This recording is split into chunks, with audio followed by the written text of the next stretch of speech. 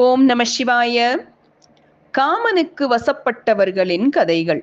முனிவர்களே, இந்திரன் பூர்வத்தில் யக்ஷர், தானவர், தைத்தியர் முதலானோரை ஜெயித்து தேவர், அசுரர், உரகர் முதலானவர்களை தன் சுவாதீனம் செய்து கொண்டு புலோமசை மனைவியோடும் பேரழகு வாய்ந்த எண்ணிறைந்த அப்சர கன்னிகளோடும் இன்பம் துய்த்து உலகங்களையும் அரசு செய்து காம விகாரத்தால் மோகமுற்றான்.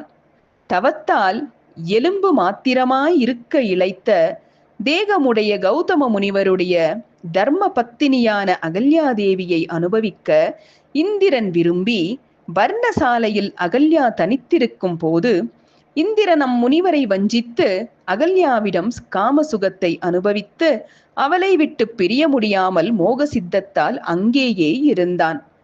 இந்திரன் அகல்யை கூடி மகிழ்ந்து கொண்டிருக்கையில் கௌதம முனிவர் பழம், கிழங்கு முதலியனவற்றை சேகரம் செய்து கொண்டு தன் பர்ணசாலைக்கு திரும்பி வரவே அகல்யை, ஐயோ, சர்வேஸ்வரனே போன்ற என் கணவனை விட்டு மதியீனமாக கற்பிழந்தேனே என்று பயமுற்று ஒன்றும் செய்ய முடியாமல் ஸ்தம்பாகாரமாக நின்றாள். கௌதமர் ஆச்சரியமும் கோபமும் கொண்டார். இந்திரன் மகா முனிவரின் மனைவியை கூடி கலந்தேனே என்று பயமும் நாணமும் உற்று துண்ணென்றெழுந்து சென்றான். கௌதமர் பிரளய காலாக்னி ருத்ரர் போல கொதித்து, அடா துஷ்டா, என்னை வஞ்சித்து என் மனைவியை நீ அந்தரங்கமாக கூடி மகிழ்ந்தாய். காமாதுரத்தால் பரதார சம்போகம் செய்த உன் பீஜங்கள் நிலமிசை விழக்கடவன என்று தன் கரத்தே வைத்திருந்த யோக தண்டத்தை பூமியில் அடித்து சபித்தார். அவ்வண்ணமே இந்திரனுடைய விருஷணங்கள் விழுந்து போயின. அதனால் அவன் ஆண்மையற்றவன் ஆனான். தேவர்கள் யாவரும் கூடி மேஷத்தின் அண்டத்தை கொண்டு வந்து இந்திரனுக்கு அண்டமாக சேர்த்து வீரிய வந்தனாக செய்வித்து மேச விருஷணன் என்று காரணப் பெயர் சூட்டினார்கள். அவ்வண்ணமே இந்திரன் மீண்டும் வீரிய வந்தனாக செய்யப்பட்டதை கேள்வியுற்று கௌதம முனிவர், இவன் ஓர் பெண் உறுப்பை கருதி இவ்வளவு பாடுபட்டமையால் இவன் உடலெல்லாம் பகக்குறியும், அதாவது பெண் உறுப்பும், இலங்கையில் இருக்கும் ராவணன் முதலிய ராட்சசர்களால் சுமார் 1,00,000 வருஷங்கள் சிறையிருப்பும் பெருக என்று சபித்தார். அந்த சாபத்தால் தேவேந்திரனுக்கு இந்திர பட்டம் ஸ்திரம் இல்லாததாயிற்று. பின் அதிரூபவதியாய் பரபுருஷனை கூடி மகிழ்ந்த அகல்யை கௌதமர் பார்த்து, பெண்ணே, நீ கல்லை போல பிற புருஷன் கையில் கிடந்தாய், ஆகையால் அப்படியே கல்லாகுக என்று சபித்தார். அகல்யை தன் கணவரை பணிந்து, சுவாமி, இந்த சாபம் எனக்கு எப்பொழுது நீங்கும்? அதை விரைவில் விலகும்படி கிருபை செய்தருள வேண்டும் என்று கேட்டாள். அசுரகுலமாகிய காட்டிற்கு அக்னியாகிய திருமால் ராமாவதாரம் செய்ய போகிறார். அக்காலத்தில் அவருடைய ஸ்பரிசத்தால் உன் நிஜ வடிவை நீ மீண்டும் அடைவாய் என்று சாபா அனுகிரகம் செய்ய அகல்யை அவ்வண்ணமே பாறையாய் கிடந்தாள்.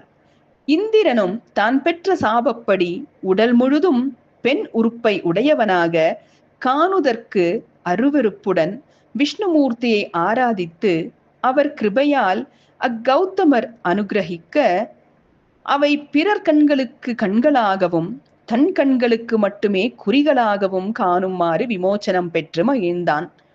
இந்திரன் கௌதம முனிவரால் இவ்வளவு துன்பத்தை அனுபவித்தும் புத்தி வராமல் மீண்டும் ஒரு காலத்தில் காமார்த்தனாகி பாரிக்ஷிதன் என்னும் அரசன் மனைவியும் ரூப லாவண்யங்கள் உடையவளுமாகிய வபுஷ்டமை என்னும் பெயரை உடைய ஸ்திரீயை கண்டு அவளது இளமை வளத்தை மனதில் கொண்டான்.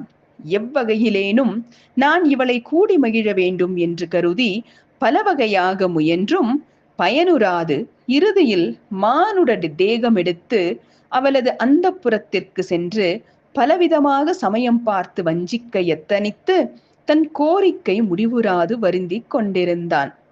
அப்போது வபுஷ்டமையின் கணவன் அஸ்வமேத யாகம் செய்ய உத்தம லட்சணம் அமைந்த யாக பசுவாகிய அப்புறவியை கொல்வதை இந்திரன் பார்த்து, இதுவே நல்ல சமயம், இதை விட்டால் இனி கிட்டுமா? காற்றுள்ள போதே தூற்றிக்கொள்ள வேண்டும் என்று கருதி உயிர் நீத்த அப்புறவியின் தேகத்தில் புகுந்து நின்றான்.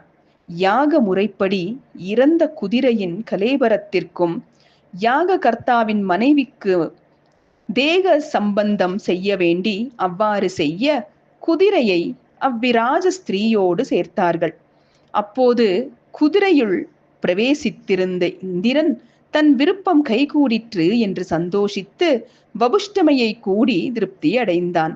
அந்த யாகத்திற்கு பசுவாக வந்த புறவியில் இந்திரன் புகுந்து விபச்சாரம் செய்தானாகையால் அந்த யாகம் பலனற்றதாயிற்று. இந்திரன் காமத்தால் இத்தகைய அடாத காரியங்களையும் செய்தான். ஓம் நம சிவாய.